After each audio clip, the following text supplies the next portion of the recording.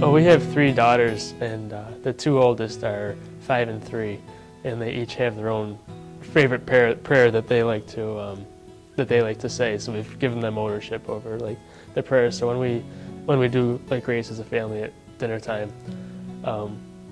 we'll let them lead in whatever prayer they want to say first, and then we'll all follow, and then 10 minutes later we'll finish with grace and eat dinner.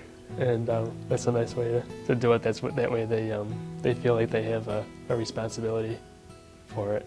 And then at night, just recently, I like to take the girls to daily mass, and so I had caught on to the fact that without teaching them the rosary, they had heard it recited before mass. So my middle one, the 3-year-old, knew the prayers, and so I was like, all right, this is great. So we actually will do a decade or two at night, and they'll, once again, I think they think it's more excited when they get to lead it and they get to, be the starter for the decade. So as long as they're happy to do that, I'll continue to support that in the house.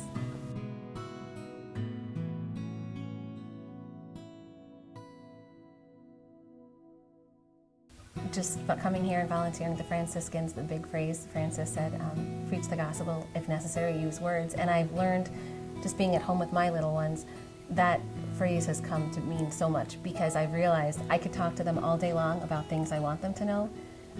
They're little sponges, but it's mostly the things that I'm doing that I don't want them to see necessarily. And thankfully, the things that I'm doing that they are seeing.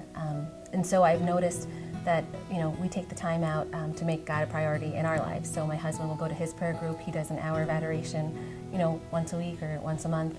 I have a prayer group that I go to daily mass. So them seeing that mom and dad make God and time for prayer a priority, or time for learning about Jesus a priority, then all of a sudden I hear them in the front room with their stuffed animals, and they're lining them up pretending that they're at mass with the stuffed animals, or they put them around in a circle and they're praying a rosary with the stuffed animals. And I love that. That makes me smile. That's nothing that, I could have taught them to do other than just by our witness, I think. So that's been a big thing for us, just living it out and then observing it.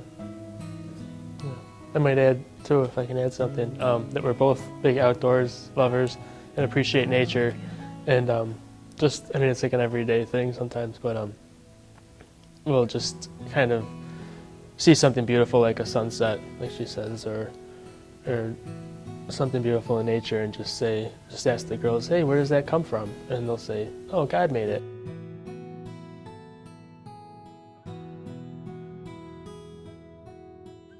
We've become so close with so many families in our parish.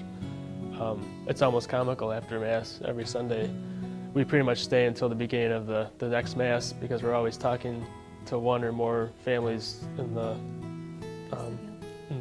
vestibule afterwards, and each one of our daughters, I think all their godparents are all members of our church community that we've met just from being active parishioners, and it's beautiful.